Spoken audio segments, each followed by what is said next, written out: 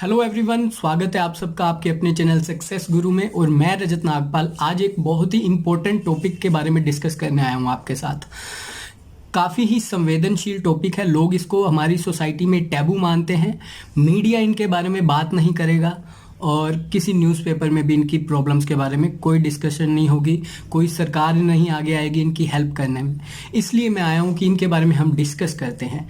Sex workers की क्या हालत है कोरोना की वजह से, लॉकडाउन में उनका कैसे चल रहा है जीवन, और क्या लॉकडाउन के बाद भी उनका जीवन ऐसे ही रहेगा या वो अपनी स्थिति को इम्प्रूव कर पाएंगे। इन सब चीज़ों को हम 1 बाय 1 पॉइंट्स में डिस्कस करेंगे और एंड में हम होप करेंगे, रिक्वेस्ट करेंगे आप ज़्यादा से ज़्यादा शेयर करना इस वीडियो को, ताकि लोगों तक मैसेज पहुंच पाए कि ये भी हमारी सोसाइटी का ही पार्ट है और इनको भी हमें रिस्पेक्ट की नज़र से ही देखना चाहिए, क्योंकि at the end of the day they are also human beings. Okay, so हम वीडियो के एंड तक ये भी डिस्कस करेंगे कि क्या सिर्फ इंडिया के सेक्स वर्कर्स की यही हालत है या पूरे विश्व में ये प्रॉब्लम चल रही है।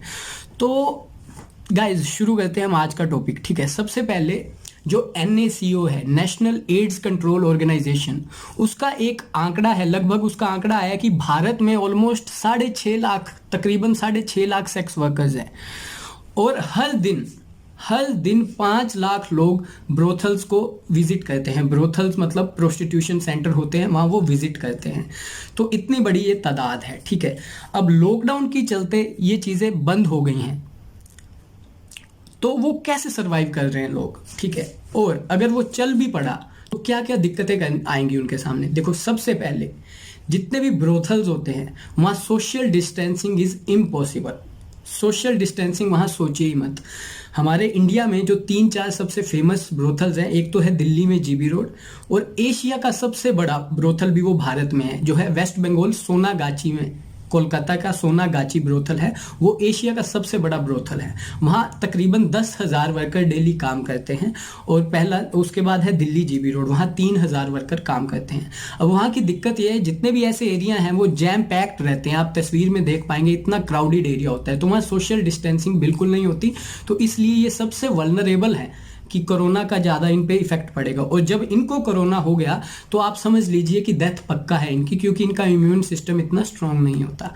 ये हो गया पहला social distancing point. Second point है हमारा हाइजीन। आप बिलीव नहीं करेंगे कि एक ब्रोथल इतना छोटा होता है कि जितना आप समझ लीजिए आपके घर का एक तिहाई या 1/4 हिस्सा समझ लीजिए आपका किचन और बाथरूम का जितना साइज होगा, उतने में 20-20 लड़कियों को रहने दिया जाता है, इकट्ठे उनको सुलाया जाता है। वहाँ रनिंग वाटर की सप्लाई नहीं होती है। फूड के लिए उनको वेंडर्स पे डिपेंड रहना पड़ता है, बाहर की रेडी वालों से वो खाना मंगवाती हैं। और आपको पता ही है कि अब जब से ये लॉकडाउन हुआ है तो हम डिपेंड नहीं रह सकते बाहर के फूड पे, हमें खुद का अपना कुछ अरेंजमेंट करना ही होगा। ये है सेकंड हाइजीन का इशू, जो बहुत बड़ा इशू है। थर्ड इशू पे अगर हम चलें, so third issue is no business no money. अब लॉकडाउन के चलते सारे ब्रोथल्स बंद हो गए हैं, कोई भी विजिट नहीं कर रहा है इस ऐसी जगहों पर, तो उनके पास पैसा नहीं है और उनकी स्थिति इतनी दयनीय हो गई है कि आप पूछिए मत। एक स्टेटमेंट है लड़की की, 18 साल की थी, वो अपने घर से भागकर दिल्ली चली गई थी क्योंकि उसे एक्ट्रेस बनना था। लेकिन सर्वाइव करना ज़रूरी था। एक्ट्रेस वो नहीं बन पाई, अपने ड्रीम को वो फुलफिल नहीं कर पाई, तो उसने प्रोस्टिट्यूशन बिजनेस ट्रेड में पार्टिसिपेट कर लिया। तो फिर भी उसने कहा कि मैं थैंकफुल हूँ कि मैं भिखारी नहीं बनी और मैं अपना सर्वाइव खुद कर रही हूँ।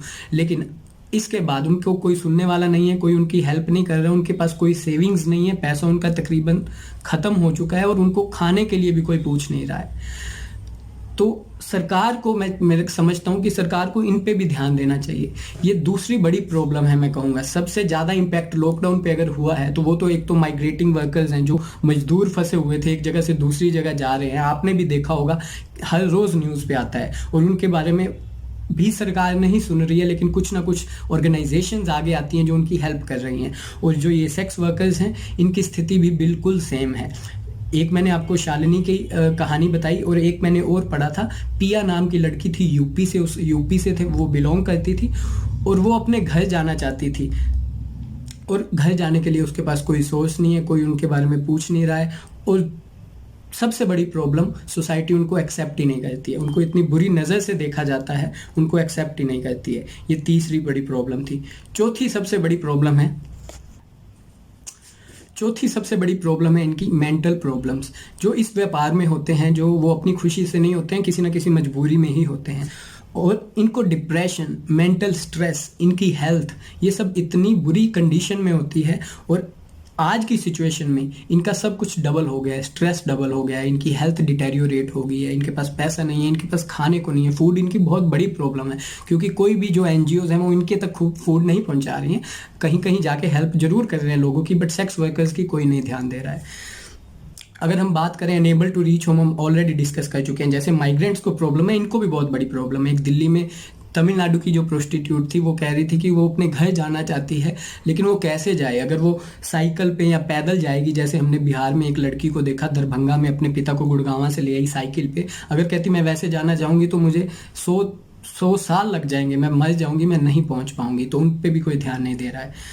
तो ये सब सिचुएशन में वो गुजर रही हैं और सरकार बिल्कुल हेल्प नहीं करती है। बट हमारी सरकार को चाहिए कि वो ऐसा करे, क्योंकि कितनी सारी कंट्री हैं, कल मैं स्विट्ज़रलैंड के बारे में पढ़ रहा था, वहाँ ये बहुत बड़ा बिजनेस है और वो लीगलाइज्ड है। तो सरकार उनकी हेल्प कर रही है, क्योंकि उन्हें पता है कि लॉकडाउन खुलने के बाद भी जब ये सब चीज़ें नॉर्मल हो जाएंगी तब भी लोग वहाँ जाने से कतराएंगे, और अगर जाएंगे भी तो चीज़ें नॉर्मल होने में समय लगेगा, समय नहीं काफ़ी समय लगेगा।